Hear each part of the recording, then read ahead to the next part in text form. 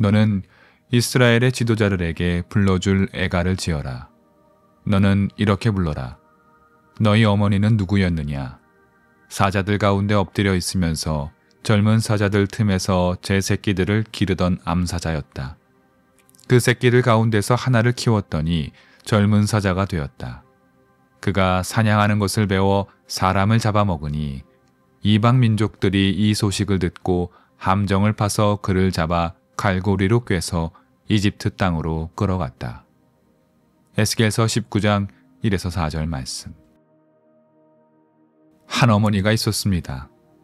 그녀에게는 사랑하는 자식들이 있었지요. 어머니는 세상 모든 어머니들이 그러하듯 성심을 다해 자식들을 돌보고 키워냈습니다. 자녀들 가운데 특히나 잘 자라준 아이가 있었습니다.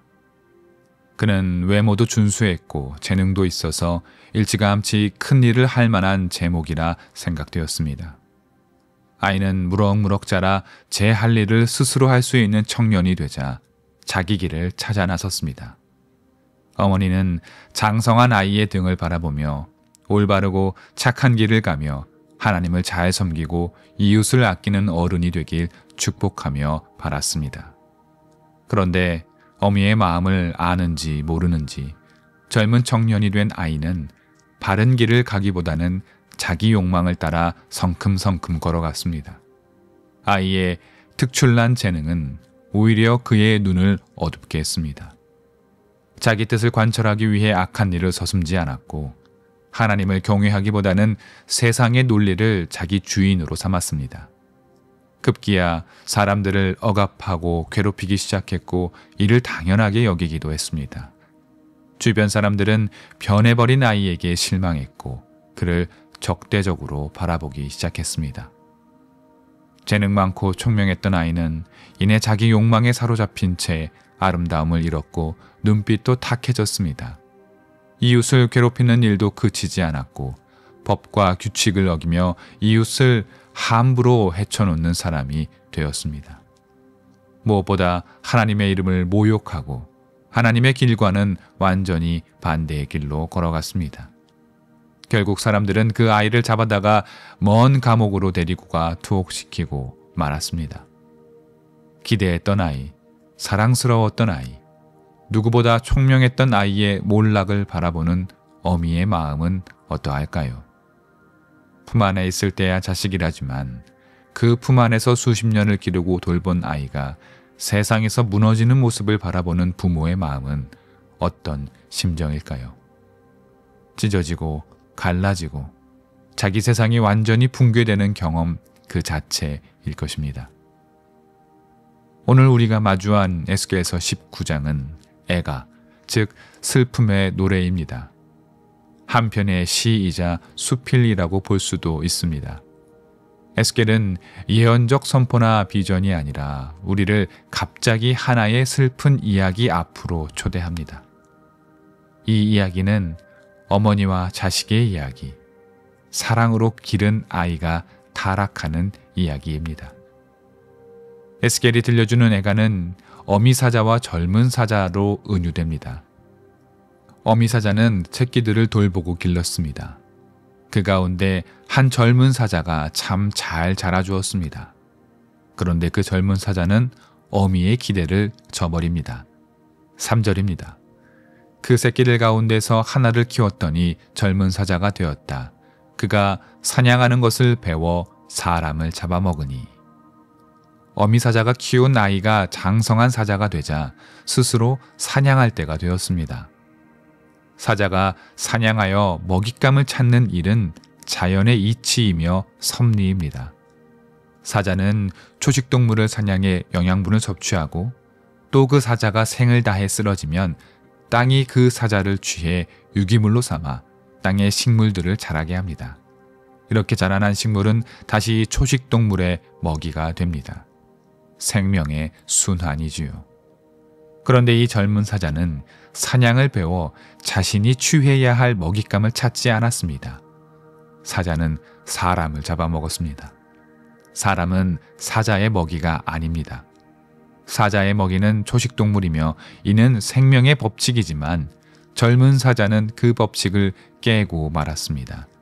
이것은 은유입니다. 젊은 사자는 창조의 틀과 질서를 깨고 넘지 말아야 할 선을 넘은 것입니다. 어미 사자와 젊은 사자의 이야기는 10절에 이르러 포도원의 포도나무 가지에 대한 은유로 다시 설명됩니다. 포도원은 땅이 비옥하고 물이 충분하여 많은 가지를 내고 열매 또한 풍성하게 맺혔습니다. 생명이 넘치는 포도원에서 자라나는 많은 포도나무 가운데 가장 높이 솟은 나무가 있었습니다. 그 나무에서 자라난 가지는 통치자의 가지가 되기에 충분했습니다. 그런데 그 가지는 세상의 분노에 의하여 뽑혀져 땅에 내팽겨 쳐졌고 그 가지에 달린 푸른 잎사귀와 탐스러운 열매는 모두 메말라 버렸습니다.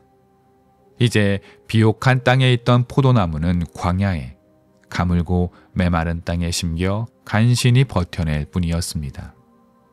이 은유적인 이야기에서 어미 사자와 젊은 사자가 각각 누구를 가리키는지, 포도원과 포도나무는 또 무엇을 지칭하는지 밝혀내는 일은 어쩌면 그다지 중요하지 않을 수 있습니다.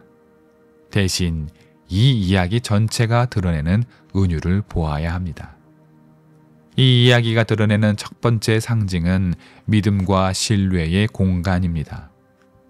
어미 사자의 보살핀, 비옥한 포도원은 그 토대가 든든하고 안전한 장소입니다. 생명을 키워나가는데 부족함이 없습니다. 하나님 품 안에 있는 이스라엘을 떠올리는 것은 당연합니다. 하나님은 이스라엘을 당신의 뜻을 세상에 드러내시기 위해 특별히 선택하셨습니다. 특별한 보호하심에 대한 이야기는 성경에 가득합니다.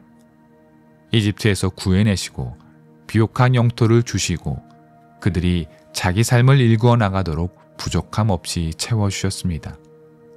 하나님의 은총 덕에 이스라엘은 무럭무럭 성장했습니다. 부족 연합에서 어엿한 국가로 성장했고 왕을 세웠고 주변 나라들이 우러러 볼 아름다운 성전과 궁전을 지었습니다. 모두 하나님의 은혜였습니다. 이스라엘은 이렇게 젊은 사자가 되었습니다. 이제 창조의 섭리를 따라 하나님의 뜻을 드러내어 가며 살아야 할 책임을 부여받았습니다. 그러나 젊은 사자 이스라엘은 사람을 잡아먹었습니다. 창조의 섭리를 스스로 어겼다는 것, 다시 말해 하나님의 뜻을 버리고 자기 욕망을 세상에 드러내고 만 것입니다. 하나님은 경고하시고 심판하셨고 또다시 기회를 주셨습니다. 젊은 사자 이스라엘은 반성하며 돌아오는 듯 보였으나 이내 다시 죄의 길로 들어섭니다. 오늘 에스겔서 19장에서도 이 사자의 은유가 두 차례 등장합니다. 4절에서 첫 번째 젊은 사자가 사람들에게 잡혀갔고 그러나 두 번째 젊은 사자도 9절에서 잡혀갔다라고 이야기합니다. 두 젊은 사자들에 대한 다양한 해석이 있겠습니다. 남유다의 마지막 왕 가운데 누군가를 가리킨다고 볼 수도 있지만 이 역시 은유의 실체를 찾는 일이 이 이야기의 핵심은 아닙니다. 이스라엘에게는 다시 회복할 기회가 주어졌고 그 기회를 스스로 버렸다는 것, 선대의 잘못을 그대로 답습했다는 것이 이 이야기가 드러내고자 하는 핵심입니다. 이어 나오는 비옥한 포도원의 포도나무도 마찬가지입니다. 생명이 풍성한 포도원에서 멋지게 자라난 포도가 세상의 분노에 뽑혔다는 이야기는 이스라엘이 세상에서 하나님의 빛을 드러내는 민족이 아니라 자기 의와 욕망을 따라 어두워진 민족이 되었다라는 것, 그래서 결국 세상으로부터 버림받았다라는 것을 상징적으로 보여줍니다. 에스겔서 19장은 젊은 사자들은 모두 감옥에 갇혀 추방됐고 포도원은 더는 크고 좋은 나무를 맺을 수 없다는 탄식으로 조금은 허망한 결론을 내리고 이야기를 마칩니다. 그러나 이 애가의 목적은 바로 그 허무함을 드러내는 데 있습니다. 하나님의 선택을 받아 귀한 모습으로 자라난 백성들이 스스로 몰락해 다시는 이전의 아름다움을 바랄 수 없게 되었다라는 허무감 말입니다. 그런데 이 상징적인 애가에서 가장 허무한 존재, 마음이 완전히 텅 비어버린 절망을 느끼는 이는 누구이겠습니까? 어미사자 아니겠습니까? 사랑으로 정성을 다해 길러온 나의 아이가 바른 길을 가지 못하고 스스로 몰락하는 모습을 지켜보는 부모의 심정이 이 이야기 안에서 가장 허무하고 허망하며 속절없이 무너져 내리지 않겠습니까?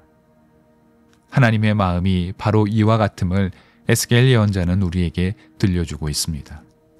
나의 백성이 의로움의 길을 걷지 아니하고 죄의 길을 걸어가 스스로 무너지는 모습을 지켜보는 창조주의 마음이 여기에 담겨 있습니다. 예언서의 말씀은 냉정하고 잔인하고 심판의 말씀으로 일관되어 있는 듯 보이지만 그 행간 구석구석에는 하나님의 슬픔이 있음을 우리는 잊지 말아야 합니다. 신앙생활은 하나님의 현존 안에서 살아가는 길입니다. 하나님의 현존 안에 산다는 것은 하나님의 마음을 헤아리며 사는 삶입니다. 하나님의 뜻은 어디에 있을지 고민하고 생각하는 삶. 하나님이 아파하시는 일은 무엇인지, 하나님이 기뻐하시는 일은 또 무엇인지 생각의 끈을 놓지 않는 삶입니다. 에스겔은 그의 애가에서 하나님의 울음소리를 심어 놓았습니다. 우리는 이 소리를 들어야 합니다.